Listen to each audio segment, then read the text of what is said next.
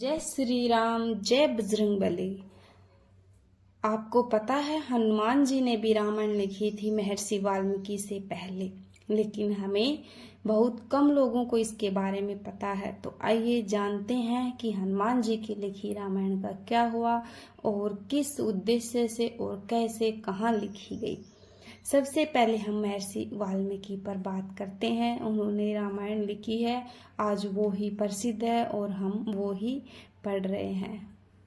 महर्षि वाल्मीकि के बारे में हम जानते हैं कि महर्षि वाल्मीकि बताते हैं, दरअसल एक महान रचनाकार और महर्षि बनने से पहले ऋषि वाल्मीकि रत्नाकर के नाम से जाने जाते थे, जो लूटपाट करके अपना घर चलाते थे। एक बार एक सुनसान जंगल में उन्होंने नारद मुनि को देखा तो उन्हें भी लूटने की कोशिश की।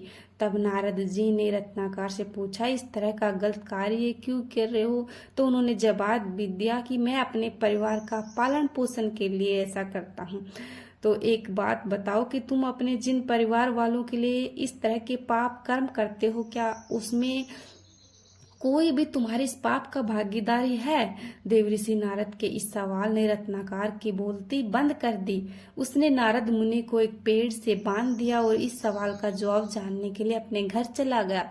वहां जाकर उसने अपने परिवार के सभी सदस्यों से पूछा, मुझे तुम सबसे एक जवाब चाहिए कि मैं तुम सबका पेट भरने के लिए जो पाप कर्म करता हूँ, क्या तुम सब मेरे उस पाप कर्म के भागीदारी बनोगे? रत्नाकर के प्रश्न का उत्तर किसी के पास भी नहीं था, इसलिए कोई भी कुछ नहीं बोला। ऐसे में काफी दुखी मन से रत्नाकर वापस नारद मुनि के पास लौटा, उनके चरणों में गिर गया। नारद मुनि बोले, रत्नाकर, जिन परिजनों के लिए तुम लंबे समय से पाप कर रहे हो वही इनमें भागीदारी नहीं बन सकते, तो भला उनके लिए तुम क्यों पाप करते रहते हो? इस प्रकार नारद मुनि ने रत्नाकर को सत्य का मार्ग दिखाया और राम नाम का जप करने के लिए कहा। रत्नाकर इसके लिए तैयार भी हो गए, लेकिन परेशानी यह थी कि वह राम नाम का जाप कर नहीं पा रहे थे। तब नारद जी ने कुछ सोचकर उसे मरा मरा का जाप करने के लिए कहा। तब रत्नाकर मरा मरा का जाप करने लगा और वही मरा मरा राम नाम को पूरा करता है। अब रत्नाकर राम नाम का जाप करने में भी पूरी तरह से लीन हो गया।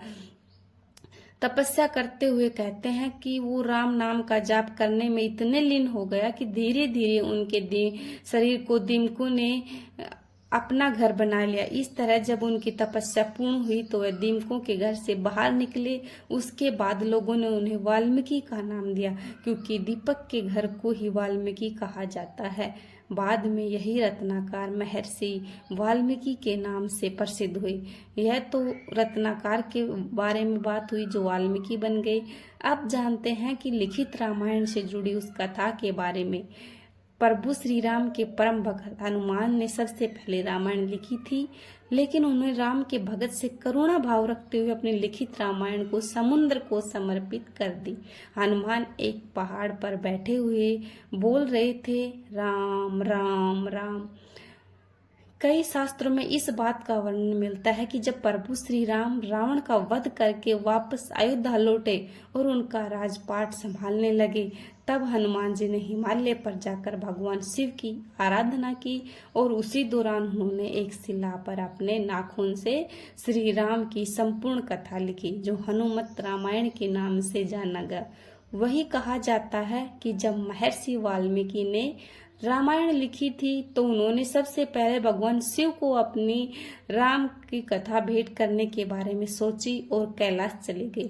लेकिन जैसे ही वे कैलाश पहुंचे तो उन्होंने वहां पर हनुमान जी को देखा और उन्होंने यह भी देखा कि हनुमान जी ने तो पहले से ही रामायण लिखी है। यह देखकर वाल्मीकि जी काफी निराश हो गए। ऐसे में हनुमान जी ने उनसे इसका कारण पूछा। क्षमा करें महर्षि वाल्मीकि, क्या मैं आपकी निराशा का कारण जान सकता हूँ? आखिर किस बात से आप इतने निराश नजर आ रहे हैं? श्री राम से बात करने के बाद वाल्मीकि जी बोले, हे महावीर राम भगत हनुमान, मैंने बड़े ही कठिन परिश्रम से रामायण लिखी, लेकिन आपकी रामायण देखकर लगता है कि अब तो मेरी रामायण उपेक्षित हो जाएगी।